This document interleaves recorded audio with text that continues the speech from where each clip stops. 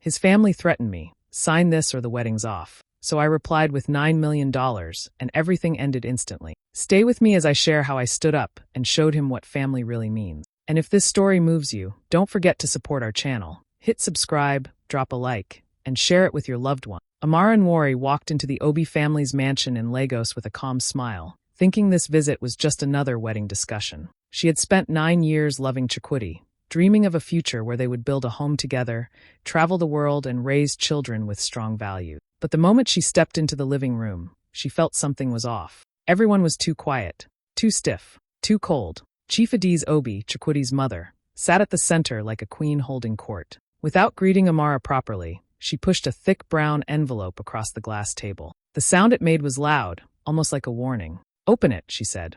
Amara slowly pulled out the document, expecting maybe wedding plans or family traditions she needed to follow. But her heart dropped the moment her eyes scanned the first line. It wasn't a plan. It was a contract. No claim to any Obi property after marriage. No financial rights. No involvement in family businesses. Complete obedience to the Obi family rules. Then the final line hit her like a slap. If you refuse to sign, the wedding is cancelled immediately. Amara looked up, stunned, waiting for Chukwudi to laugh and say, "This must be a joke." But he didn't move, didn't speak, didn't even look at her. Chief Adiz leaned back, her expression firm. "Sign it now," she said softly, "or there is no wedding." Amara felt her chest tighten. 9 years of love, loyalty, and sacrifice flashed through her mind. And suddenly she realized this wasn't a family welcoming her in. This was a trap, and she was the only one who didn't know she'd walked into it. Amara waited for Chukwudi to speak, to defend her, to say something, anything, but he just sat there, staring at the floor like a guilty child. His silence felt louder than any insult his family could ever throw at her. She kept hoping he would suddenly snap out of it and say, "My mother is wrong. Amara, I'm with you." But instead, he muttered the words that cracked her heart open. "It's just culture. Just sign it." Just culture? After 9 years? After everything they had built and survived together? Amara felt the room tilt.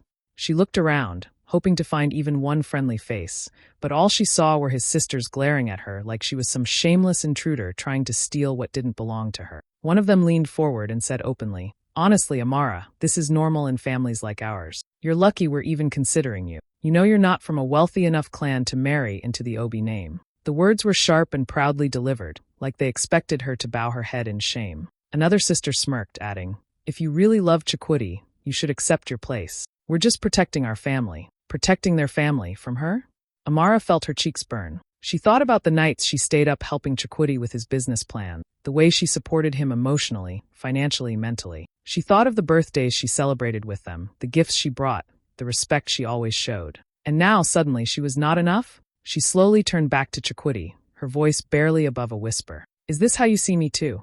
As someone beneath your family?" He finally looked up, but instead of strength or love in his eyes, she saw fear. Fear of disappointing his mother, fear of standing alone, fear of choosing her. "Amara, please, don't make this complicated. Just sign it so we can move on. Everyone signs something like this." Her chest tightened. Everyone. She thought of her friends, strong women who married into good families. None of them had been humiliated like this. She thought of her own parents who raised her with dignity and taught her never to reduce herself just to fit in. She realized something painful. Chukwudi loved her only when it was easy, only when it didn't require courage. His mother watched her like she was waiting for Amara to break. His sisters whispered and giggled, already imagining the headline. "Architect begs for marriage, signs contract to prove loyalty." Amara stood up slowly, her legs shaky but her voice firm. "I need to go." No one stopped her, not even Chukwudi. She walked out of the estate with her heart pounding, her vision blurry. The cool evening air hit her face, but it didn't calm the storm inside her. She felt humiliated, betrayed, and painfully numb. It was like she had been loving a man who didn't have the courage to love her back in the same way. As she reached her car and closed the door, the sob she had been holding in finally escaped. In that moment, she realized something she never expected. Sometimes silence hurts louder than words. As Amara drove away from the Obi estate, her mind didn't stay in the present. It rushed backward, dragging her to a time when everything felt pure, warm, and promising. She didn't choose the memory. It chose her, pulling her into the very beginning of their story. The contrast made her chest ache even more. Years ago in Port Harcourt, she was just a 23-year-old civil engineering graduate, starting her first major project site. She remembered standing there in a white hard hat, dusty boots, and nervous excitement buzzing through her. It was the first day she truly felt like an adult building her own life. That was the day she met him.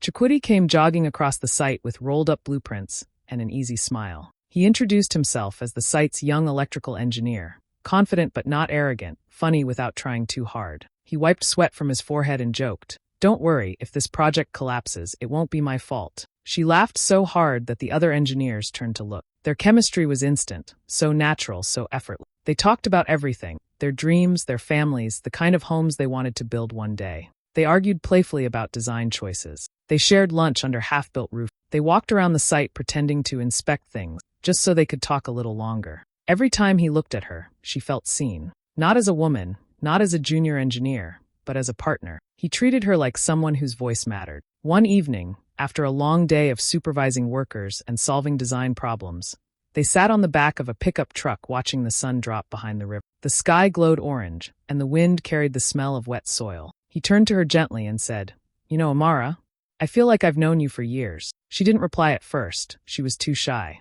But the truth was she felt the same. That moment was simple, but it glued them together. From then on, they were inseparable. They studied together, celebrated promotions together, and held each other through failures. They dreamed of starting their own architecture tech firm, combining both their strengths. He used to tell her, "One day we'll build something great with our names on it." They were young, broke, hopeful, yet they were happy and loyal.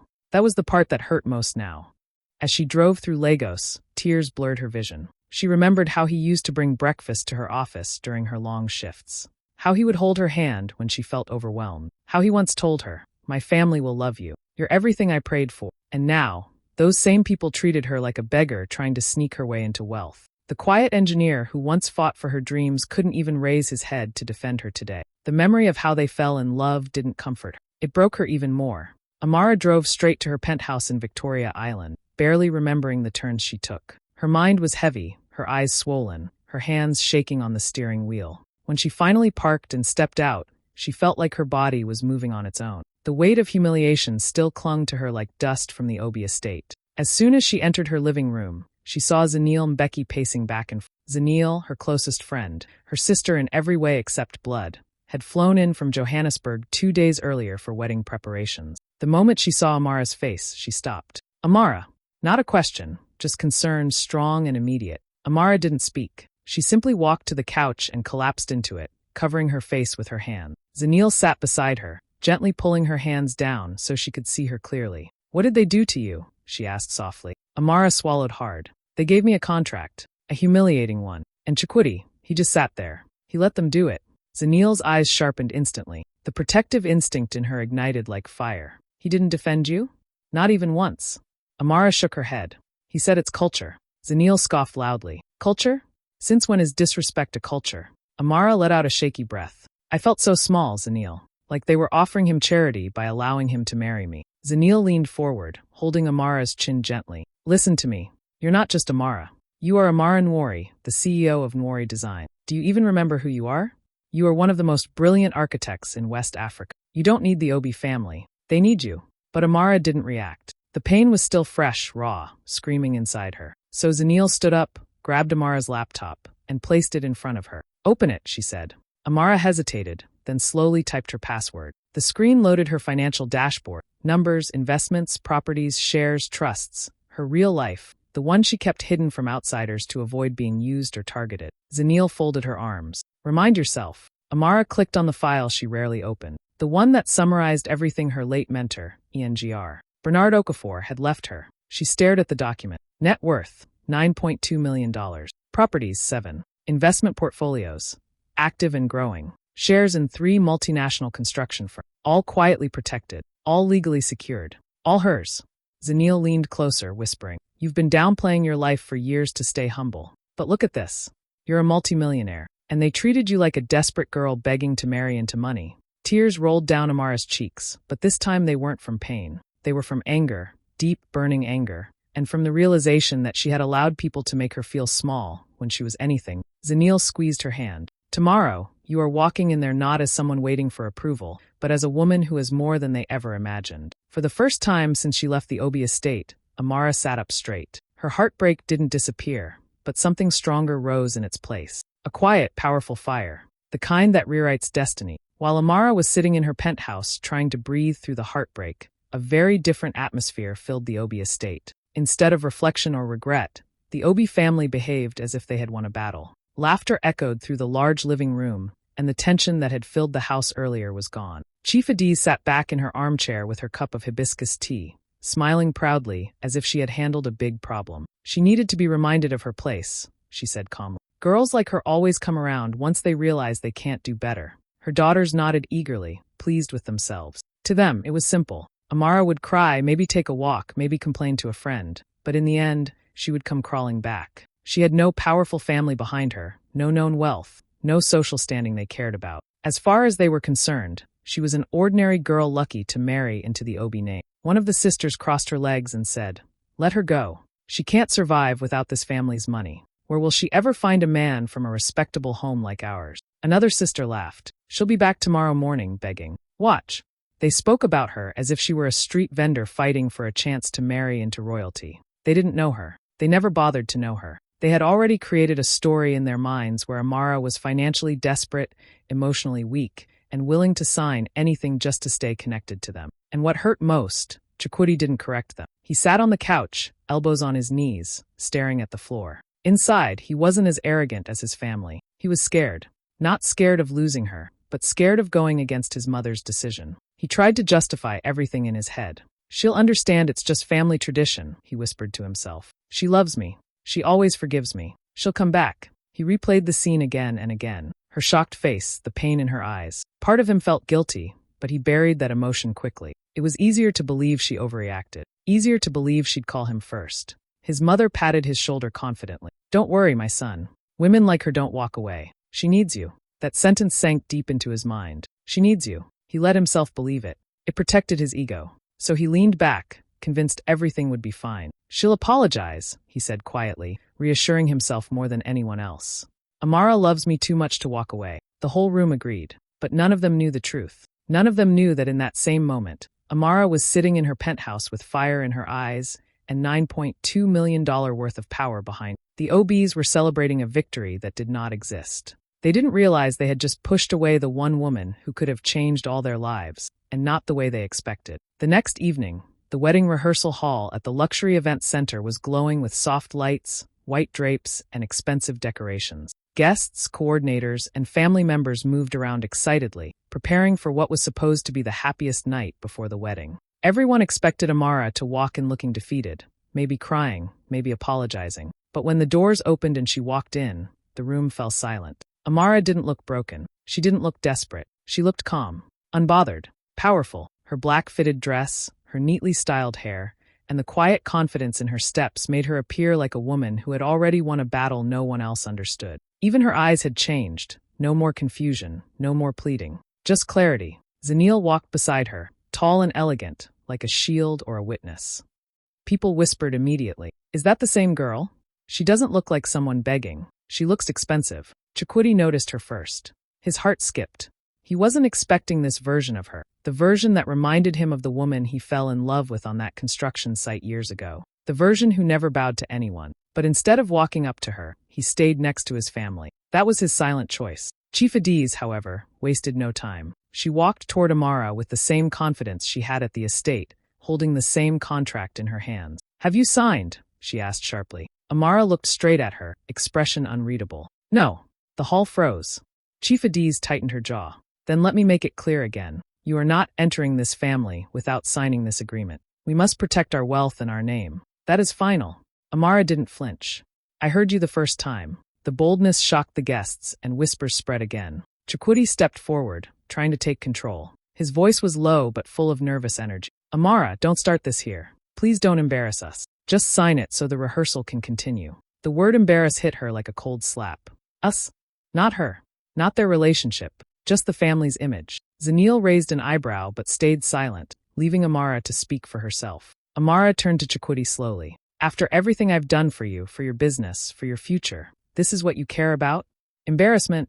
Chakudi sighed impatiently, as if she was being dramatic. "Amara, my mother is simply protecting the family. Why are you making this difficult? Everyone is watching. Just sign." She smiled, but it wasn't a happy smile. It was the kind that comes when a woman finally sees a man's true reflection. You're worried about your family's respect? She asked softly. What about mine?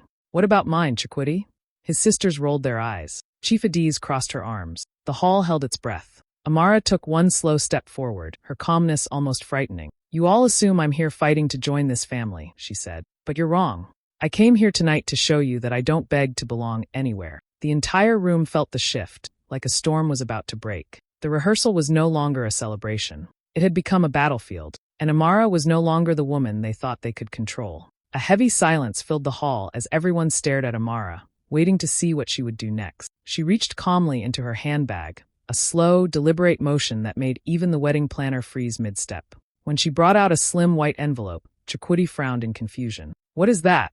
He asked, trying to sound in control. Amara didn't answer him. Instead, she opened the envelope and pulled out several crisp documents, the kind printed on legal-grade paper, bound neatly, stamped clearly. This, she said softly, is my contract. The OBs exchanged confused looks. Chief Adiz shifted uncomfortably, not expecting anything like this.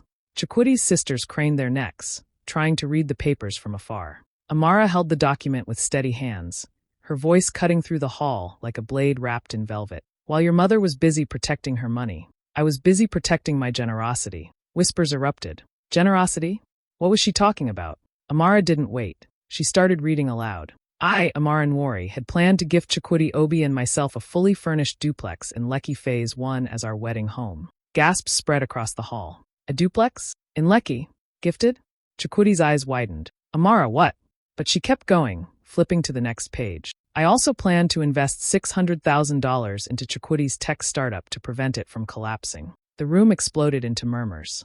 His sisters began whispering frantically to one another. His mother's face lost its confidence instantly. Even the event decorators paused, hands in midair. Amara continued, voice firm and heartbreakingly steady. I also arranged to fund the entire honeymoon, business-class flights, luxury resort, everything prepaid. And, she glanced at his sibling, I plan to pay the school fees for both of you for the next 3 academic years. The younger sister covered her mouth. The older one blinked hard, stunned. This was not the story they believed. Amara folded the papers slowly and looked at them one by one, each person who had called her desperate, unworthy, not wealthy enough. But now, she said, her tone dropping to a cold, controlled whisper, I am withdrawing every single thing. The hall went silent, completely silent. Even the air felt still. Chiquity took a shaky step toward her. Amara, why didn't you tell me all this?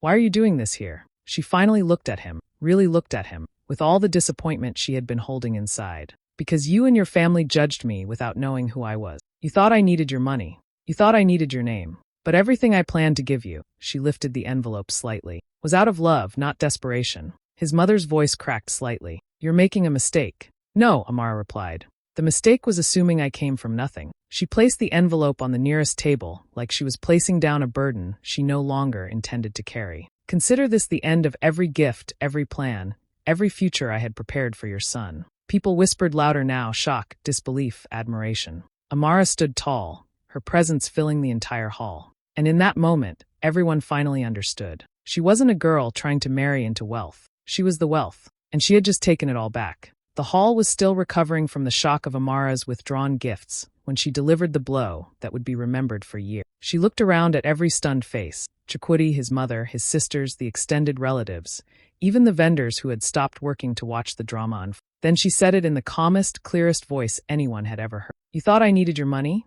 I could buy this entire estate twice. For a moment, no one breathed. The words hit the room like thunder. People turned to each other, eyes wide, mouths open. Guests who barely knew Amara leaned forward, whispering, What did she say? Someone at the back dropped their handbag. A cameraman from the event company even lowered his lens, too stunned to film. Chiquity's mother, Chief Adiz, blinked rapidly, as if her brain refused to process what she'd just heard. She opened her mouth, but nothing came out. Amara didn't stop. She reached into her bag again, and this time, she handed a file to Zanil, who had been standing like a quiet storm ready to strike. Zanil stepped forward with all the confidence of someone who had been waiting for this exact moment. Let me help clear the confusion, Zanil said, her South African accent slicing cleanly through the air. She tapped the papers lightly. This is documented proof of Amara's inheritance. Certified, notarized, legal. Chief Adiz frowned. Inheritance? From who? Amara met her eyes. From my late mentor, ENGR, Bernard Okafor. He left everything to me because I earned it, because I worked for it, because he trusted me. Zanil flipped open the first page dramatically and began reading aloud so everyone could hear. Asset valuation, $9.2 million. The hall erupted in a chorus of gasps so loud they echoed. 9.2 what? Chakuti's sisters nearly lost balance. One held onto the other's arm for support. The younger one's mouth fell open as she stared at the numbers like they were written with fire. This can't be real, she whispered. This is impossible. Mom, why didn't we know? They began arguing immediately, right there in front of everyone. You said she was broke. You said she needed us. You said she was after the family money. Why would she hide this? You embarrassed us for nothing. Their voices overlapped, rising higher and higher, until they sounded like children fighting over sweets.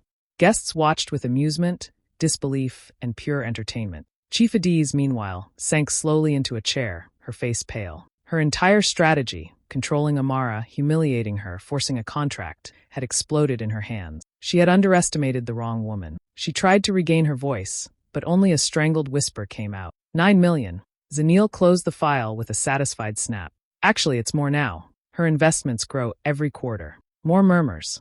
More gasps. Someone even clapped quietly before catching themselves.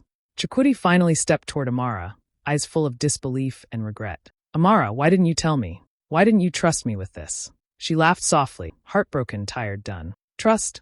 You let your family treat me like a beggar. You let them shame me in front of the world. I wasn't hiding my wealth from you. I was protecting my peace. Chief Adiz stood up abruptly. Amara, wait, let's talk. We didn't know. Amara turned to her with a smile that was both polite and devastating. That's the point. You didn't know me at all. You never cared to. You only cared about power, and you assumed I had none. Her voice grew colder. But now you know exactly who I am. The room trembled, not literally, but socially, emotionally, spiritually. Everyone felt it. Amara had just turned their entire world upside down with one truth. One number. One moment of pure, undeniable strength. Chakuti stood there shaking, his face wet, his voice cracking as he reached for Amara like she was the last piece of his world. The whole hall had gone silent. His family, who had been loud and arrogant minutes ago, suddenly froze like statues. Their eyes darted between him and Amara, waiting, hoping she would soften. But Amara didn't move. She looked calm, almost too calm, like someone who had finally reached the end of her patience and found her strength in the same moment. Amara, please, Chakuti whispered, grabbing at her hand. I didn't mean it. I'll fix everything. I swear. I love you. His voice trembled so badly, it almost didn't sound like him. This wasn't the confident groom who had insulted her. This wasn't the man who stood beside his family while they humiliated. This was a man who realized, too late, what he had lost. Amara gently pulled her hand back, and that small movement felt louder than any shouting. Everyone saw it. Everyone felt it. She didn't snatch her hand or push him away. She simply removed herself from his grip, like someone removing a chain. Chakuti, she said softly, if you loved me, you would have defended me. Her voice was steady, but her words cut like glass. You stood there while your mother talked to me like I was worthless. You watched them threaten me. You let them treat me like a purchase. And you said nothing. Chakuti's mouth opened, then closed again. His excuses died in his throat when he saw her expression, calm, but unshakable. I didn't sell you, he whispered, trying again. She shook her head slowly. You didn't stop them. That's the same thing. Behind them, Chief Adiz flinched like someone had slapped her. Chakuti's sisters looked away, suddenly very interested in the floor. Even the wedding planners, makeup artists, and decorators standing around the room stiffened. It felt like the air had stopped moving. Chakuti's desperation grew. He stepped forward again, voice rising, hands shaking. Amara, please, don't do this. You know how my family is. I was trying to keep peace. I didn't want drama before the wedding. Amara lifted her hand gently, stopping him mid-sentence. A man who can't protect his partner before marriage will never protect her after. That hit him hard. He blinked rapidly, tears falling faster. I swear I'll change. I swear I'll put you first. You already had the chance, she replied. And you chose them. Chief Adiz stiffened again. Someone in the back gasped quietly. Chakuti dropped to his knees in front of her, shocking everyone. His suit trousers hit the marble floor, and he didn't care. He clutched the hem of her dress like someone drowning. Don't leave me, he begged. I'll lose everything. Amara looked down at him, eyes steady. Not cruel, not emotional, just clear. You already did. She gently freed her dress from his grip. Chakuti burst into messy sobs, grabbing his head as if the pain was physically tearing through him. His family stared in disbelief, unable to process how quickly their confidence had melted into chaos. Guests whispered. Someone pulled out their phone. The wedding rehearsal had turned into a full-blown emotional collapse. Amara didn't raise her voice. She didn't curse. She didn't insult anyone. She simply turned around, lifted her chin, and walked out of the hall with quiet dignity, leaving behind a man who only realized her worth after losing her, a family that thought they could bully her into obedience, and an entire wedding that fell apart the moment she chose herself. And the look on Chikwuti's face said everything. He knew this time, no amount of begging would bring her back. Amara stepped out of the wedding hall, her heels clicking softly on the marble floor, each step echoing louder than the whispers that followed her. Guests craned their necks, murmuring, pointing, some snapping pictures secretly. The Obi family stood frozen inside, their faces pale, their confidence shattered. The empire of arrogance they had built around control and wealth crumbled in seconds, all because one woman refused to be small. Outside, the cool Lagos evening wrapped around her like a gentle embrace. She felt the weight of the day lift slightly with each breath. Her heart still raced, but it was no longer heavy with humiliation. It was steady, alive, and free. Passers-by on the street glanced up at her penthouse car, sensing something different, something powerful radiating from her calm presence. By the time her story hit social media, it had gone viral. Screens across Lagos and beyond were lighting up with her image, her story, her courage. Headlines shouted about the woman who walked away from a multimillionaire family without blinking. Comment sections flooded with admiration and praise, calling her the symbol of African women's power, independence, and self-worth. Women shared her story to inspire their friends. Men paused, reflecting on the meaning of respect. Amara didn't watch the online frenzy. She didn't need validation from strangers. She drove to her penthouse, opened the balcony doors, and let the warm city breeze wash over her. The Lagos skyline stretched before her, lights glittering like scattered diamonds. She leaned on the railing, feeling both small and infinite at the same time. Her lips curved into a soft, confident smile. Whispering to herself, she said, "Respect comes before any ring." And in that moment, Amara wasn't just a woman who walked away. She was a force, a reminder that self-respect is priceless, and no one has the right to take it away.